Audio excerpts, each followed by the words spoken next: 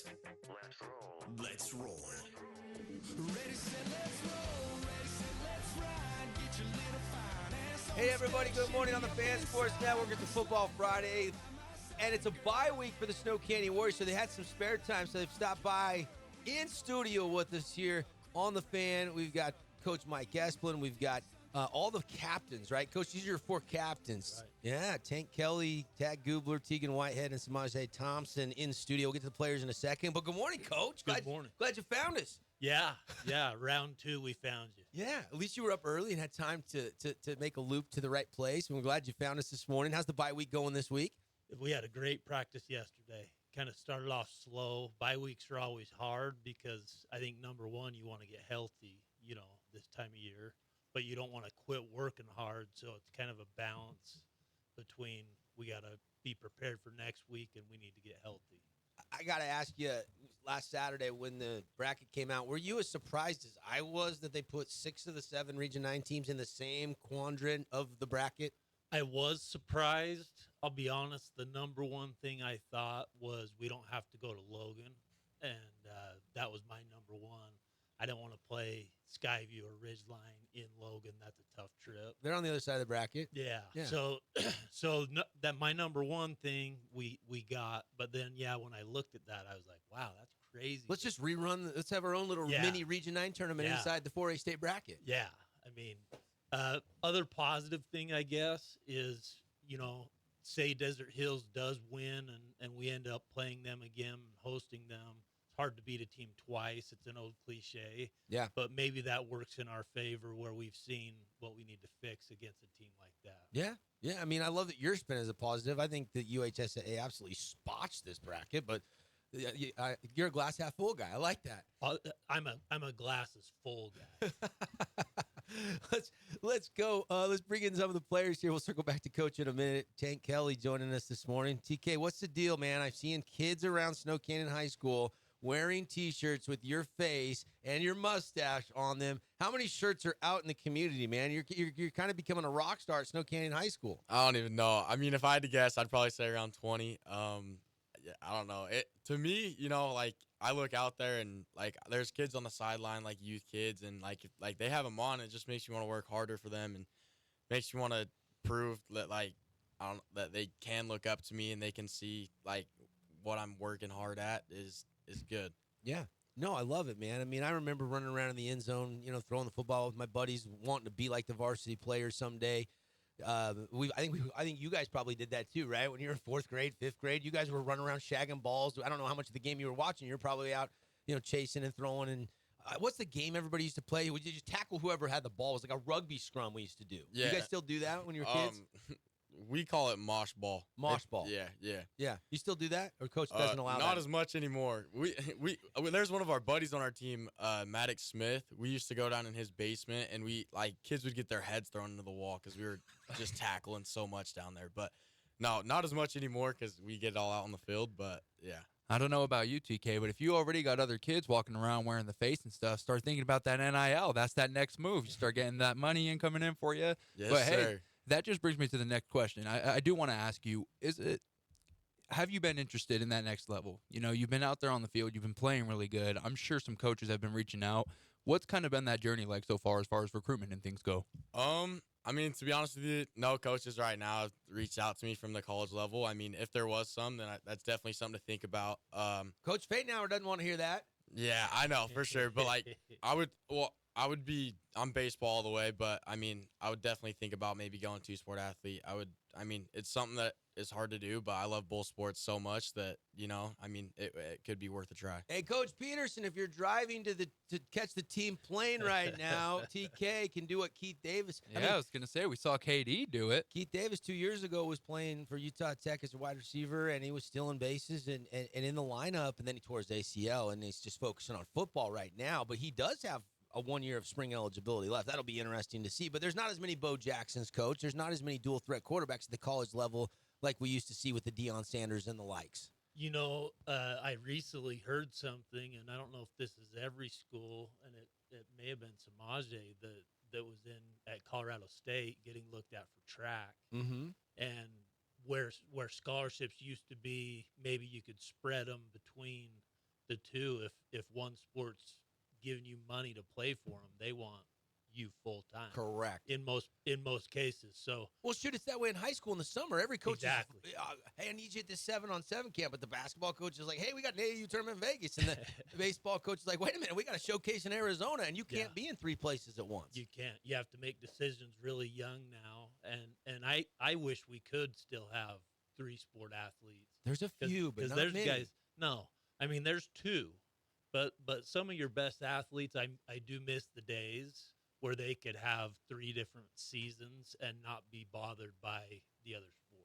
Let's bring in some more players. Tegan, you going to wrestle this year, right? You got hurt last year, kind of screwed up your season of wrestling, but you're planning on playing 2 sports this year, correct? Yeah, of course. Yeah. That's such a good transition. Football just goes hand in hand with wrestling. You come in, you're already all physical, you're ready to go brawl. Have you been playing football the same length as you played wrestling? Did your dad start you in wrestling as early as you did Pee Wee football? He actually started me early in wrestling. Like I've wrestled almost my whole life. I took a couple years off when I was little because wrestling's hard. Like you get burnt out pretty easy. But you're totally right. I go into football and then I go into wrestling. Wrestlers make the best football players. Vice versa. It's just gets you a good mentality on to know where you're at mentally, physically. It just helps you with tackling, defense, of course. But yeah, wrestling's just a good sport all around if you want to be a good football player. You got such a high motor. It's so fun to see you flying around. Coach has been moving you all over, but lately you guys have switched back to that 3-4, and you're back at backer versus more of a defensive end hybrid position. That seemingly worked pretty well. That last couple of weeks of the season, that switch back, your defense actually, I think, shined a little bit more than it had in the 4-3 defense. Talk about that. Yeah, it's just it's been working really well.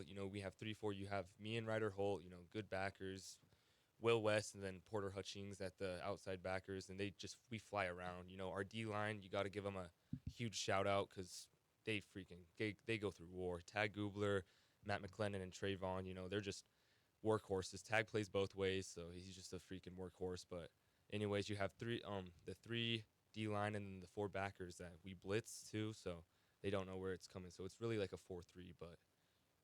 Yeah, Tegan, I would argue you're better coming off the edge, buddy. I mean, 8.5 tackles for loss, 5.5 sacks. You've been living in the backfield. How is it so easy getting off that edge for you? I'd like to go back to wrestling. I can feel people's weight, the bigger guys. It's just easier to shuck them off. I'm a lot, I use my size advantage, which is weird because I'm short, but I get skinny really easy, and then I'm pretty, I'd like to say I'm somewhat strong and fast. So I just use that to my advantage to the big guys and get past pretty easily. So, Coach, what's it like trying to you ever let him do any Oklahoma drills in practice, or does you take his helmet away? We've pretty much stopped doing Oklahoma So drills. I do Oklahoma drills with Coach. Whenever he says go do sprints, I try to do the Oklahoma drill with Coach. And I'm getting old, boy. One thing I want to add, talking about Tegan coming off the edge or being at backer and a 3 front versus a 4 front, is we're at the point in the season where you're going to have to be able to play multiple fronts on defense. Yeah. You're going to have to be able to move personnel around, even if you're in a 3-4, maybe you're moving those outside backers around, or you're coming and sitting those inside backers up in a gap. So that's by design, and sometimes it takes all of the regular season to be able to do it. I've only met Ryder Holt briefly, but the numbers are, leading the state in tackles, top 10 in the nation in high school football and tackles. What's he like to coach? One of the linebackers back there with Tegan. He's very smart. He's very intellectual. He's not what you would think, especially smarts-wise, a stereotypical backer. He's really smart, pretty mature for a junior. His future with his measurables, he's tall. He's 6'3", right? Yeah, he's a legitimate college prospect. And I sometimes get upset because not all the best football players are 6'3" or above, right? But he's a great football player, and he has the measurables, so he's got a high ceiling. Yeah. What's he like? What's it like playing with him, Teague? I love Ryder Holt. He works his butt off in practice. He doesn't really make excuses. He owns up to it. He has a lot of grit. He's a good player all around. He's a fun kid to be around too. Love the kid. Love it. You guys got the bye weeks. No Cannon sitting back, waiting to see who they'll play. They'll be. What do you do, Coach, tonight? Do you guys go over and watch that game, the Desert Hills game tonight, or do you guys Probably. watch it online on our I mean, feed, or what do you do? We'll watch it somewhere. One way or the other? Yeah, we'll watch it somewhere for sure. Tag, are you going to the game in person, or do you even have a plan tonight? Or what are you thinking, man? If I'm being honest, I don't even have a plan. Yeah, for whatever tonight. Tank- I don't even know what whatever I'm Tank gonna says. eat in a minute. So Yeah. If the girls are willing to go to the game tonight with you, you'll go. If not, house party, you'll turn it on the big screen, right? yes, sir. All right. Do you ever get tired? You're going both ways. There's some guys going both ways in the region. You're one of them. You're one of the few in the trenches, though. Do you get tired, man? Third, fourth quarter, do you have to dig deep some nights? Yeah, I get really tired sometimes, but I don't know. It's like my senior year, so I want to be out there. So I just push myself to my limits. CC wants to know, because he's a former offensive lineman, in case you couldn't tell by the measurables over there sitting down. 6'7", almost 280. But he wants to know who the funnest matchup to go against this year was, because there's some great linemen in this region. You got old Andrus over there at Crimson. You got old Taufa over there at D Hills. What was the funnest battle within the battle for you this year? I would say Parker Andrus. It was fun. It gets competitive. Sometimes me and him just going at it. But yeah, Was it friendly banter, or was there some real trash talk down there? we weren't really talking, but it was just like, yeah, it was just rivalry, I guess. I love it. That's good. I like to hear there's no trash talk. Go ahead, CC. I was going to ask you, Tag, one thing that this team gets a lot of credit for is the offense, Tank Kelly passing it. You guys have a great wide receiver room, but you have been getting it done all season long on the ground as well. Do you guys take pride in the offensive line room knowing that any way you guys want it, you can serve it up?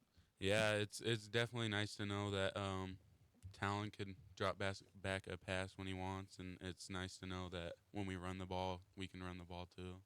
It hasn't really been like that previous years, but we've been really getting it done this year.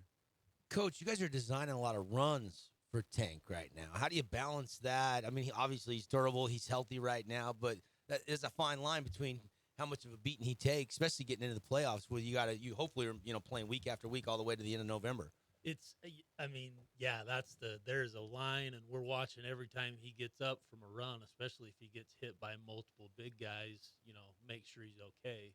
But he brings a load, and if you include him, you can't account for everything. So either you get a spy that now is going to him, and we have some other holes open, pass or run, or he can get 4 yards, 5 yards, even dragging people, but we can't get him injured. So it's tough. Tank Kelly's numbers this year: 151 completions, 2,330 yards, thrown for 15 yards a catch, 22 touchdowns, 8 interceptions. Good ratio there. But 102 more carries on the ground for over 500 more yards, about a 5-yard and 50 a game clip, and 5 more rushing touchdowns. When he is throwing the ball, he's probably trying to find number 20. Let's talk with Samaje Thompson, the other Snow Canyon Warrior. You've made a couple unbelievable highlight reel catches this year. I think one of the broadcasts, I was like, he used his go-go gadget arms. I don't know if anybody remembers the cartoon Inspector Gadget. You might, Coach. You were about the same age as me. But that's what it reminds me of when he goes up and snatches some of those balls. Yeah. Do you do that in practice too? Is that just normal for you? Or are those just like highlight reel catches that you just went and high-pointed? Well, usually TK is able to give me the ball right on the dot, so I don't have to practice it too much. But, when it does happen, I try my hardest, sticking my hands out there, get the ball. Yeah. The wide receivers, you lost, Hill and Esplin and Warner last year, but you guys have reloaded. How much did playing behind those guys, and in some cases you were on the field with those guys, so I want to be careful how I say that, but how much did those guys propel you forward to where it was a seamless transition from last year's wide receiver room to this year's room? It was great being behind those guys and being able to watch them. You can, really look at like what they do on the field and take their skills and their move sets and add it to your own, and really like learn from them. So it was really helpful to see how they keep their calm and get off the line and like do routes, catch the ball, and just stay confident within themselves and apply that to yourself, and then just bring that to the field. You always have to remind yourself never stop on a route with TK, because he's always looking for that deep ball, and if you cut off a route, he might throw it into the end zone, and you break at the 10, and everybody's gonna be looking like you ran the wrong route. Yeah, it happens a few times, but yeah, you just have to realize that you have an amazing quarterback in the backfield, and that can pretty much get you the ball wherever you are. So you just have to make sure you keep on the route, or even change it and hope that know that he'll see it. You know, this is one of Devin's questions he likes to ask a lot, but I'm going to go ahead and ask it. Do you have an NFL player you like to compare yourself to, just the game style? Because when we watch you play, a lot of it just screams, to me, it's Jamar Chase. I mean, if the ball's out there, you always find a way to go get it. That one catch that we saw on the sideline, it was probably 60 yards deep, and you just stretched out. It looked like no one was going to catch up to it, but just by the fingertips you brought it in. We saw the little curl route that you took for another 97-yard touchdown, something like that. So, Oh, yeah, in the D. Hills game. yeah, there's a lot of big playability with you. Do you have a certain player that you'd like to model your game after? Not necessarily. I like to kind of just play my own game, have fun with it, just kind of like do me pretty much. Of course, I look up to those those kind of players and like watch what they do, but at the end of the day, I like to play like myself. Let's bring back in Tank. Good to talk to you, Samaj. Tank, what is it about you that you always want to take the shot? I feel like every time you drop back, you're looking deep first. Is that true? Or am I just seeing things? I mean, I'm always looking to take a shot. I'm not going to lie. Like, my coaches, they always have to dial it down. They're like, let's take the easy stuff, take what they give us. So that's definitely been one thing that's actually been a challenge for me this year, is just being able to read the defenses and throw what they're giving me. I mean, in JV last year, I had a lot of the receivers now that I had last year for JV, and they're all fast as crap. So, like, I just load back, throw it up, and they'd go get it. But I mean, now you're at the varsity level. It's a way different game, way faster. Everybody's bigger, stronger, you know. So you got to take what they give you, and you got to just make it happen. You guys were co-region champs last year. That early exit, how much does that last year exit motivate you in this bye week, getting ready for whoever you see next week? Oh, so much. I mean, last year, there was no doubt I thought we should have won a state championship with the team we had. Everybody, like, we just had ballers last year, and it's nothing different this year. I mean, I feel like every single one of us are so hungry. It's our senior year. Like, I'll probably never step on the field again after this year. You know, it's just it makes you so hungry, and you want it so much more than before. I mean, we got the juniors behind us, the sophomores, even the freshmen that we had a lot of freshmen come up. So, got a bigger team now, bigger guys on the sideline, and just cheering us on, and makes us hungry. What are your players' thoughts on the road, maybe through Desert Hills, maybe through Crimson, just to get to Rice Eccles, or get a shot to get to Rice Eccles? We know we got a big road ahead of us. We know what we got to do, and it's definitely going to be a challenge. But I mean, yeah, Crimson went undefeated in the region, and you know, like, I think if there's going to be a team to beat them, it's going to be us. Like, I think if we scored at halftime, before halftime, I think that's a completely different game. And I put that a lot on me too, because we were 4 yards from getting in the end zone. It makes me mad still to this day. Like, I have nightmares about it, that I didn't just take the ball and run it in the end zone. But I mean, we know that we got a big road ahead of us, but I think that we know that we can do it, and we have all the confidence. Coach, your thoughts about the path? I mean, Desert Hills and maybe then Crimson. I mean, that's assuming some things a little bit there, but they're going to be big favorites in those first-round games tonight. So, I mean, Desert Hills, I kind of look at similar matchup-wise to Ridgeline last year. They're just big. Yeah. And there's some things that they can do matchup-wise that maybe personnel-wise, man-on-man, we can't change. I mean, our defensive line isn't as big as their offensive line. So we've got to find other ways to get that done. And like Tank said, we have all the confidence. You know what? I know a long time ago, there was a game Hurricane played Pineview, and there was no way they should have won a playoff game. This is years ago, and I can't cite it like you. I don't have a memory like that. But I remember it was on the front page of the paper with the Hurricane coach celebrating a huge win over Pineview. So you just never know how that path's going to go. We know what our region's like. We know there's no slouches. We know they're not going to stop. So where we're all in one side of the bracket, we know it's going to be just like region, a dogfight to get a win in any round. Yeah, 5 of the 8 first-round or second-round matchups feature a Region 9 team. I mean, you know, last year the state championship got moved. It was Crimson Desert Hills to Greater Zion Stadium. It's almost like the UHSA said, that's not going to happen this year. There's not much of a chance of that happening this year. You only have Dixie on the other side of the bracket. Coach, thanks for coming in. Yeah. Enjoy the weekend. And I guess tonight you get going on the film once you really find out for 100% certain who you play, and then you start putting in the game plan. I'm sure the game plan is already partially in place for next week. Yeah, and you have to have multiple. So Yeah. this time of year, I mean, you have to practice things that you're not sure you're going to use, because we know that we could come out and do some things we haven't shown all year. And, you know, other coaches are similar smart and they have a lot of things that they know that maybe they haven't shown. So we're trying to be well-rounded in our approach. How many plays do you have in the playbook that you never ran? Is there a dozen of them? Is there You more than a talking dozen? offense? Yeah, offense. I mean, we have thousands of plays on the offensive side. Yeah. I want to see Tim's notebook. What's that? What's Tim's play sheet? You would look have like? to have a really high It's like IQ. his dictionary, like an Oh, old yeah. Webster dictionary. That's a smart man. Oh, I love it. Coach Esplin, the Snow Canyon captain, Stank Kelly, Tad Goobler, Tegan Whitehead, Samaje Thompson. Guys, enjoy the rest of the bye week. Enjoy the action tonight. We'll see you guys next Friday over at Snow Canyon High School. Thank you. Got to take a break.